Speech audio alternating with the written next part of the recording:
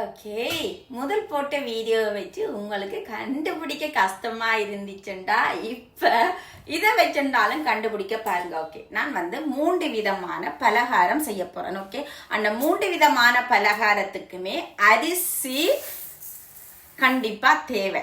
So 3 விதமான பலகாரத்துக்கு 3 சட்டியில நான் ஊற விட்டுருக்கிறேன். ஓகே, இது பார்த்தீங்கன்னு சொல்லிச்சோன்னா பச்சை அரிசி 1.5 கப் ஊற விட்டுருக்கிறேன். இது ஒரு பலகாரத்துக்கு. இது பார்த்தீங்கன்னா வெள்ளை பச்சை அரிசி 2 கப் ஊற விட போறேன் இன்னும் ஒரு பலகாரத்துக்கு. அதோட பார்த்தீங்களா இது 6 கப், இந்த கப்பால 6 கப்பில் பச்சை அரிசி, வெள்ளை பச்சை அரிசி இதுக்குமே ஊற விட்டு மாவாக்க போறேன். மாவாக்கி போட்டு 3 விதமான பலகாரம், 3 பலகாரம் நான் செய்ய போறேன். ஆனா இந்த பலகாரத்துக்கும் எங்கட ஊருக்கும் ஒரு கனெக்ஷன் இருக்கு.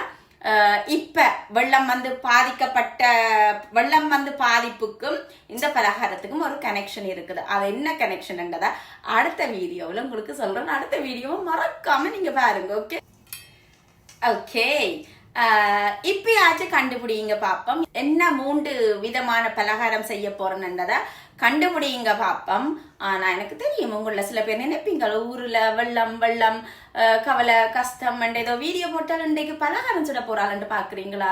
எனக்கு தெரியும் உங்களோட யோசனை அப்படித்தான் போகும்னு தெரியும். நான் சொன்னா எல்லாமே பாக்குற கண்ணுலான் இருக்குது. பாலா பாக்குறதும் கல்லா பாக்குறதும் எங்கட பார்க்கிற பார்வையில் தான் இருக்கின்றது எனக்கு தெரியும். பலகாரம் தான் சொல்றேன்.